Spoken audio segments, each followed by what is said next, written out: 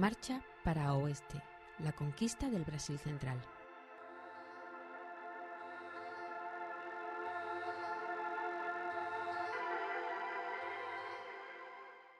La exposición fotográfica Marcha para Oeste, la conquista del Brasil central, 1943-1967, presenta fotografías de los fondos de la Fundación Brasil Central del Archivo Nacional, preservados por su unidad regional con sede en Brasilia.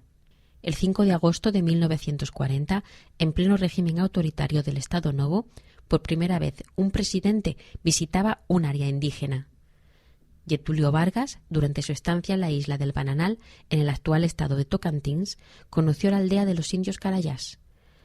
Esta visita se convirtió en un hito simbólico y animó a Vargas a proseguir con los planes de la campaña de la Marcha para Oeste, lanzada por el gobierno en 1938 con el objetivo de promover el poblamiento y el desarrollo económico de la región central del territorio brasileño.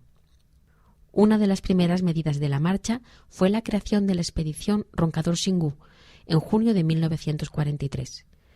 Al mismo tiempo, para dirigir la expedición, el gobierno instituyó la Fundación Brasil Central, órgano federal responsable de conseguir las condiciones materiales y recursos humanos necesarios para esa nueva etapa de colonización, institucionalizando la presencia del Estado en el interior del país.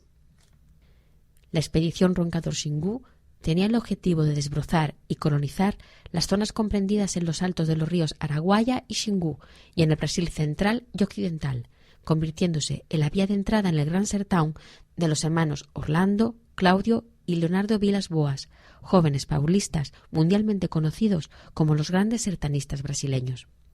La región llamada Brasil Central, como tal, nunca existió oficialmente hasta el siglo XX. En realidad era un vasto territorio habitado por tribus indígenas, con una población escasa y dispersa, aún poco conocida por la mayoría de la población brasileña. Fue durante el proceso de limpieza del terreno llevado a cabo por las expediciones cuando se definió este espacio territorial, delimitándose sus fronteras. En el discurso oficial del Estado Novo, el Brasil central emergía en el imaginario colectivo como la materialización de un antiguo destino: unir el litoral y el sertão, siendo este último percibido como un área geográfica dotada de una naturaleza exuberante y majestuosa y con inmensas riquezas aún inexploradas. Entretanto, es importante destacar que la invención del Brasil central se infiere en el largo proceso de exploración y conocimiento de esta región del país, procedente de una amplia literatura, marcada por los relatos de viaje de los exploradores europeos del siglo XVI, por las crónicas de las misiones jesuíticas desde el siglo XVII, por los registros de los bandeirantes, como se conocía a los exploradores del sertão que buscaban oro y piedras preciosas en el periodo colonial, y por último, por los informes de las misiones científicas y militares de principios del siglo XX. La Marcha para Oeste creó nuevas vías de comunicación en el interior del país, carreteras y pistas de aterrizaje, construyó ciudades planificadas, dirigió la migración de poblaciones enteras y, entre sus efectos más conocidos, abrió camino para la construcción de la nueva capital del país, Brasilia, inaugurada el 31 de abril de 1960.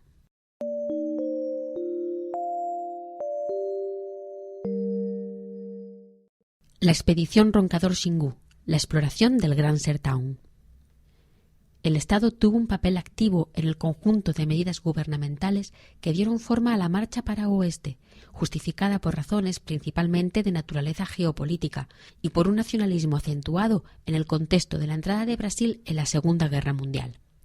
Así, era necesario crear bases militares y pistas de aterrizaje, construir puentes, abrir camino entre la maleza del sertão y, en definitiva, ocupar y controlar el territorio. Dirigida por la Fundación Brasil Central, la expedición Roncador-Xingu fue el frente principal de la Marcha para Oeste y tenía como objetivo alcanzar la Sierra del Roncador, en Mato Grosso, y el nacimiento de los ríos que desembocaban en el Xingu.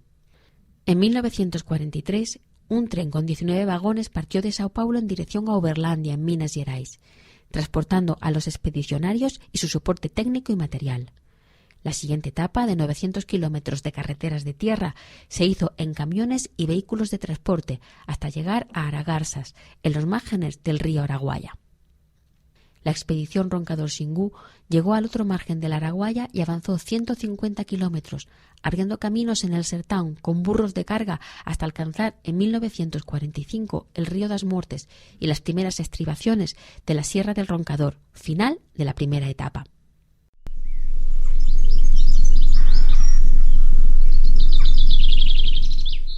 Aunque los aviones de la Fuerza Aérea Brasileña cuidasen su retaguardia, los expedicionarios hicieron frente a unas durísimas condiciones de supervivencia, superando los obstáculos establecidos por la propia naturaleza, cazando para suplir la irregular llegada de suministros, luchando contra enfermedades como la malaria y estableciendo contacto con los pueblos indígenas de la región.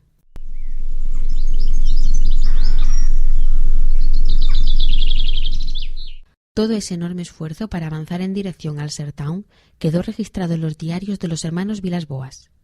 Mientras, la divulgación oficial, ampliamente realizada por la maquinaria del Departamento de Prensa y Propaganda del gobierno Vargas, permitía que la población siguiese la narrativa heroica tanto de la colonización de las tierras del interior de Brasil como de la pretendida pacificación de los indígenas. Era la nación en movimiento, rumbo al progreso, como afirmaban los intelectuales de la centralización política y administrativa del régimen varguista, en sus análisis publicados en las revistas de la época, que también tenían la intención de atraer migrantes e inversores al proyecto modernizador del gobierno.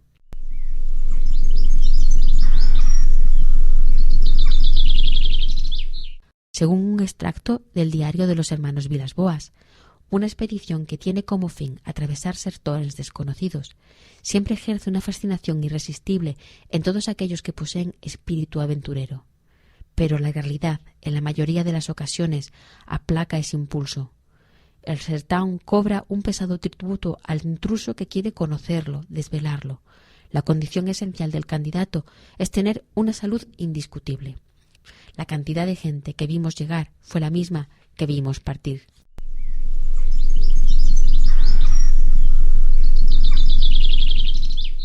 La expedición Roncador-Xingu llegó a Barra Goiana, en el estado de Goiás, en agosto de 1943.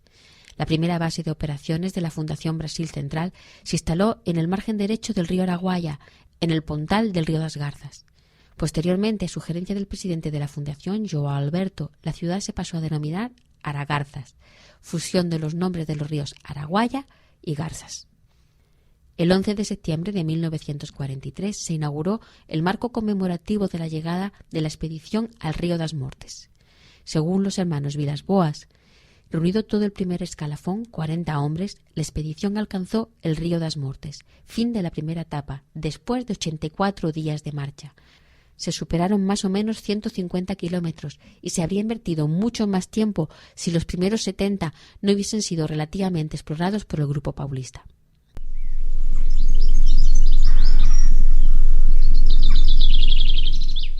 Los hermanos Vilas Boas relataron también que el 17 de abril de 1946 su estación entró en contacto con la base del Mortes. Al día siguiente, después de un largo aislamiento, la radio nos abrió el mundo allí fuera, justamente ahora que empezábamos a pensar que el mundo era solo esto: sabante, onzas, sotobosque, lluvia y selva. Según otra entrada de sus diarios, con la inauguración del campo de Garapú quedó sellada la primera gran etapa de la expedición Roncador-Xingu. La Sierra del Roncador es ya cosa de retaguardia. Las inmensas llanuras, con sus desfiladeros, sus valles llenos de senderos sabante, quedaron definitivamente atrás. Tenemos una nueva etapa ahora por delante, derrotar a una región diferente. Inicialmente, la gran espesura en cuyo linde nos encontramos.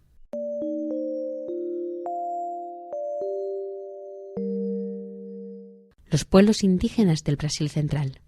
En canoa o caminando, de aldea en aldea, los expedicionarios recorrieron las legendarias selvas del Brasil central, reactualizando para el Estado Novo la leyenda de la conquista del Dorado, del inicio de la colonización europea en las Américas. En abril de 1944, el reportero David Nasser y el fotógrafo francés Jean Masson, ambos de la revista O Cruzeiro, uno de los mayores periódicos de circulación nacional de la época, sobrevolaron por primera vez las tribus sabantes a bordo de un avión de la Fuerza Aérea Brasileña. En 1946, alcanzada ya la Sierra del Roncador en el estado de Mato Grosso, la caravana de los hermanos Vilas Boas entabló contacto con el pueblo sabante en el Río das Mortes.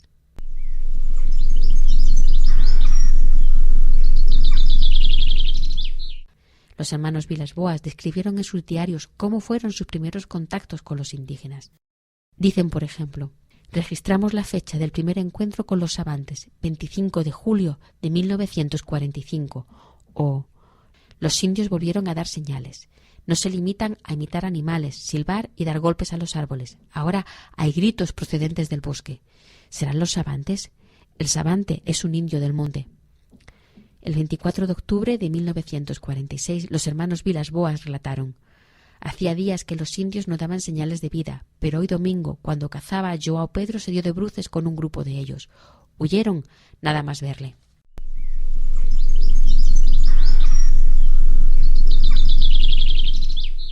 La Fundación Brasil Central firmó un convenio con el Servicio de Protección al Indio a fin de que les orientaran a la hora de establecer contacto. Siguiendo las orientaciones de dicho servicio, la Fundación podría cumplir su misión de ocupar los espacios vacíos del Brasil Central y explotar las riquezas minerales descubiertas en la región. La masiva campaña de divulgación realizada por el gobierno brasileño de la Marcha para Oeste en la prensa de la época y los reportajes de fotografías de la vida cotidiana de los expedicionarios y de las tribus indígenas hicieron conocidos a los indios sabantes en Brasil. Autodenominados Aué, gente, o Aué Uptavi, personas verdaderas, los sabantes ocupaban entonces las vastas tierras situadas al este del estado de Mato Grosso. En 1959, pasados 16 años del inicio de la epopeya de la expedición Roncador-Xingu, Orlando y Claudio Vilas-Boas denunciarían en la prensa que los frentes de la expansión económica resultantes de la marcha para oeste en el Alto Xingu amenazaban la preservación de las tribus indígenas.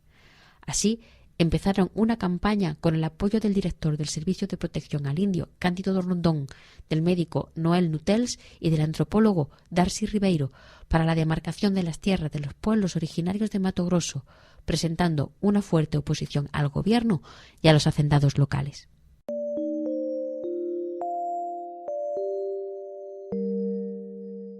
Año 1000 después de Cristo, la selva habitada, el arte de la cerámica Tapajós. La Amazonia, además de contar con la mayor red geográfica de la Tierra y una exuberante diversidad tanto en la flora como en la fauna, presenta una ocupación humana de probada antigüedad que se remonta a hace más de 10.000 años. En torno al 1000 después de Cristo, la Amazonia era una región densamente poblada por diversas sociedades indígenas que hablaban lenguas completamente distintas entre sí. Se estima que alrededor de 3 millones de personas ocupaban la zona. La región del Bajo del río Tapajós, en el estado de Pará, fue el lugar donde desarrolló su cultura el pueblo indígena Tapajós. A principios del siglo XX, la erosión de las calles de la ciudad de Santarém hizo emerger material arqueológico, e inmediatamente investigadores y coleccionistas comenzaron a organizar campañas para recuperar los vasos y los fragmentos de cerámica. Los descubrimientos arqueológicos, resquicio de producción cerámica, permitieron ampliar los estudios sobre la historia de los pueblos originarios de la zona, poniendo en evidencia que en este lugar floreció la llamada cultura Santarém, responsable de la cerámica más antigua de América del Sur, fechada a partir del siglo XI.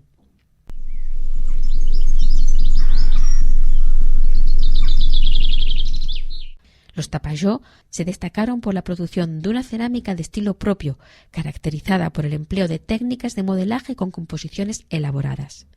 Según los estudios del Museo de Arqueología y Etnología de la Universidad de Sao Paulo, la dispersión de los descubrimientos arqueológicos indica que los Tapajós deben haber ocupado cerca de 3 kilómetros de la vega del río.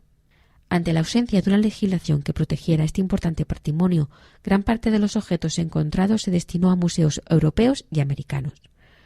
Una de esas colecciones era la perteneciente al matrimonio norteamericano Robert y Rose Brown, que había realizado excavaciones en Santarém, en el lugar donde probablemente había estado la gran aldea de los Tapajós en el siglo XI. Su valiosa colección fue posteriormente adquirida por la Fundación Brasil Central en mayo de 1945. El 24 de enero de 1955, el Museo Nacional de Río de Janeiro recibió 6 cajones con cerámica indígena, conteniendo todas las piezas en trozos, además de 42 piezas ya restauradas o semi-restauradas. Así, Esas colecciones de cerámica se pusieron a disposición de los investigadores, que elaboraron diversos estudios descriptivos sobre sus trazos formales y estéticos, destacando la riqueza de las esculturas de hombres, mujeres y animales de la selva tropical, esculpidas de manera naturalista en los más variados objetos.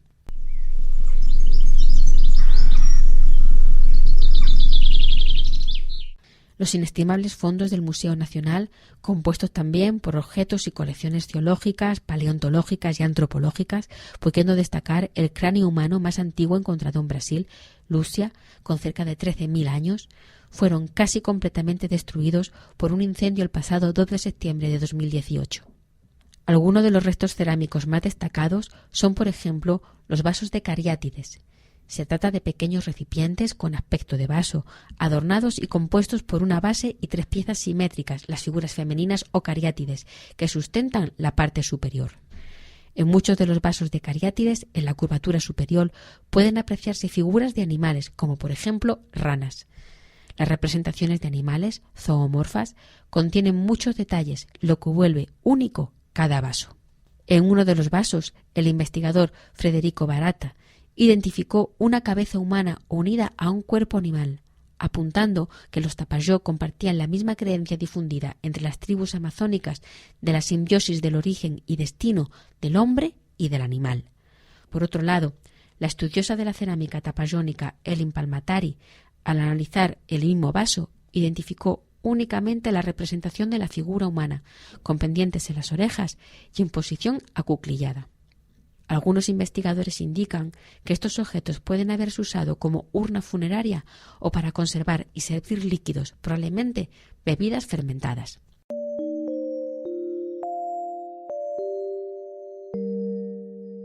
Las misiones científicas de Helmut Sick. La Fundación Brasil Central creó un servicio de investigaciones para documentar y fotografiar la gran variedad de especies de la flora y fauna del sertão brasileño. Para encabezar este servicio se contrató en 1946 con el cargo de naturalista al ornitólogo alemán Helmut Sick. Durante los 6 años en los que se prolongó su trabajo, tuvo su base en el puesto de Jacareacanga, en el estado de Pará. Sick realizó diversos viajes al Alto Tapajós, donde recogió material zoológico y botánico para su estudio, comprendiendo especies raras de la fauna amazónica. En conjunto con institutos de investigación de Río de Janeiro, como el Museo Nacional, el Jardín Botánico o el Instituto Oswaldo Cruz de Sao Paulo, como el Instituto Butantan, el Departamento de Zoología de Sao Paulo, y de Pará, el Museo Paraense Emílio Goeldi, Helmut Sick elaboró las colecciones científicas de la Fundación, dando lugar a la publicación de 19 trabajos en revistas académicas nacionales y extranjeras sobre la fauna y la flora del Brasil central. Merecen ser destacadas sus descripciones de especies nuevas de animales y plantas, identificadas por él por primera vez. Helmut Sick registró que el presidente de la Fundación tenía el plan de crear un museo naturalista que ocuparía un ala del futuro edificio de la Fundación Brasil Central en Aragarsas. El 19 de abril de 1952 se inauguró la exposición provisional en el Hotel Aragarsas, que atrajo la visita de la población local y de los alrededores. Para la exposición de los animales de la región se contrató en septiembre de 1951 al taxidermista húngaro José Hidasi, que junto con Sick viajó al Alto Xingu, al río das Mortes y al río Pindaíba. Con el abundante material recogido se montaron 8 vitrinas. Todos los ejemplares exhibidos fueron clasificados, indicando en su descripción la denominación popular, el nombre científico, el sexo, la fecha de su captura y la procedencia. Algunas de las fotos aquí expuestas forman parte del material fotográfico de Helmut Sick, que integra los fondos de la Fundación Brasil Central en el Archivo Nacional.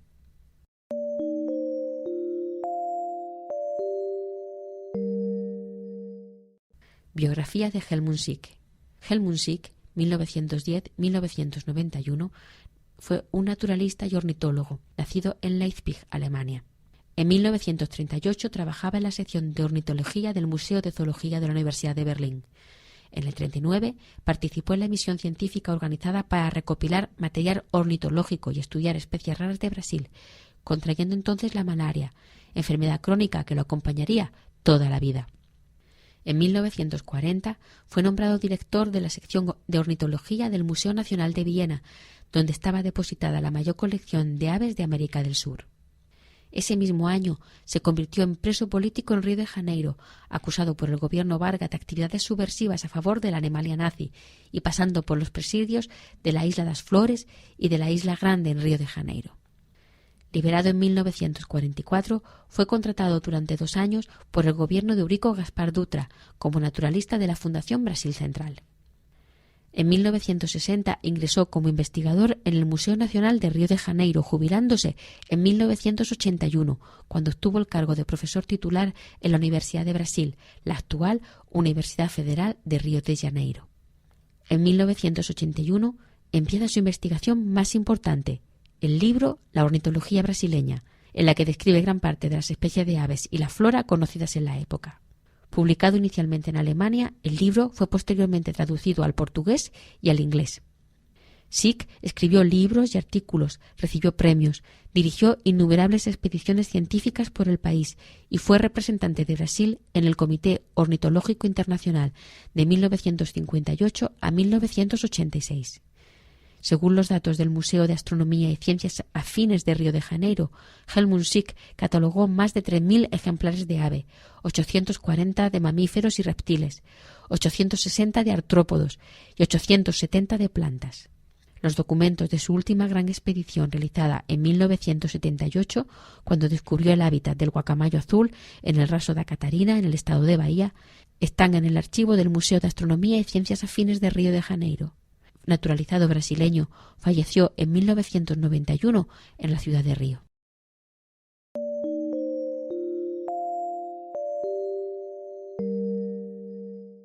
Biografía de José Idasi. Nació en 1926 en Makó, Hungría, donde se diplomó por la Escuela Superior de Historia Natural y Geografía.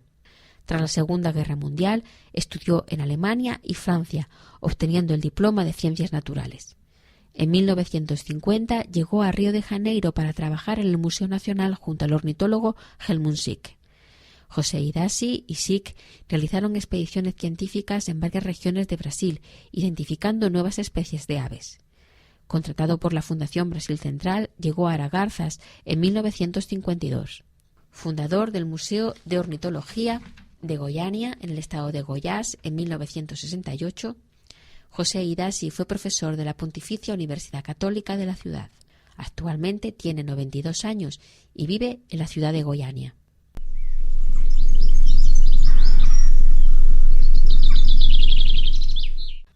Los servicios de investigación y de naturalistas de la Fundación Brasil Central patrocinaron investigaciones sobre la fauna y flora y establecieron convenios con más de 12 institutos científicos, contando con la colaboración de 35 científicos brasileños y extranjeros. El trabajo desarrollado dio lugar a publicaciones científicas nacionales y extranjeras, obra del personal adscrito al Museo Nacional, al Instituto Oswaldo Cruz, al Instituto Butantan, al Jardín Botánico de Río de Janeiro, al Departamento de Zoología de la Universidad de Sao Paulo y a la Universidad de Tucumán, en Argentina.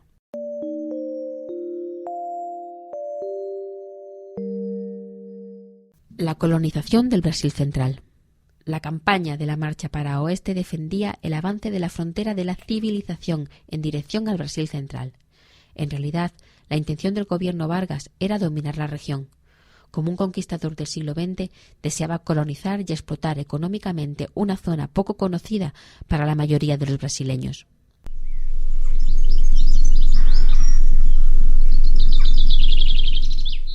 Habitualmente retratada como un lugar inhóspito, habitado por una población extraña con una vida social poco compleja, además de por indios hostiles y animales salvajes nunca vistos, el Brasil Central contrastaba drásticamente con la imagen de urbanicidad y desarrollo de las ciudades costeras. En el imaginario social de la época, la combinación de la idea de escasez y las leyendas sobre sus posibles riquezas incalculables fue usada ampliamente en los discursos de los sucesivos gobiernos para atraer inversiones y movilizar trabajadores hacia la zona. La Fundación Brasil Central, amparada por las fuerzas militares, fue responsable de la construcción de una infraestructura básica, carreteras y pistas de aterrizaje, la línea férrea de Tocantins, redes de comunicación que unían Río de Janeiro con el interior del país. Además, implantaron colonias agrícolas y núcleos de población. Así se fundaron las ciudades de Aragarzas, en Goiás, y Sabantina, en Mato Grosso. Se establecieron convenios con otros organismos gubernamentales para movilizar trabajadores hacia la zona. Todas estas inversiones estatales en políticas públicas formaron parte del proyecto nacional para integrar y modernizar el país en la segunda mitad del siglo XX.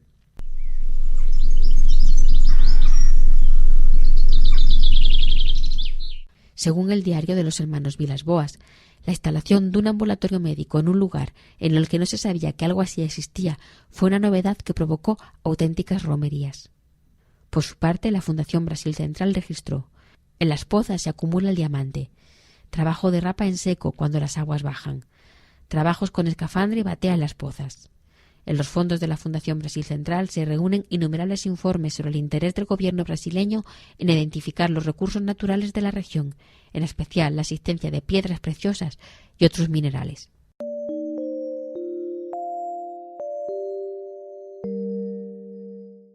Inventando el futuro.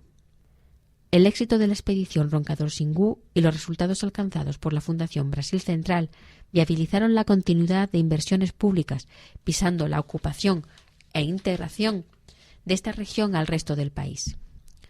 Lo que era una campaña del Estado Novo se convirtió en la marca de los sucesivos gobiernos, alcanzando su cenit en la administración de Juscelino Kubitschek, que transfirió la capital nacional desde Río de Janeiro al interior, a Brasilia, una ciudad construida en el Planalto Central.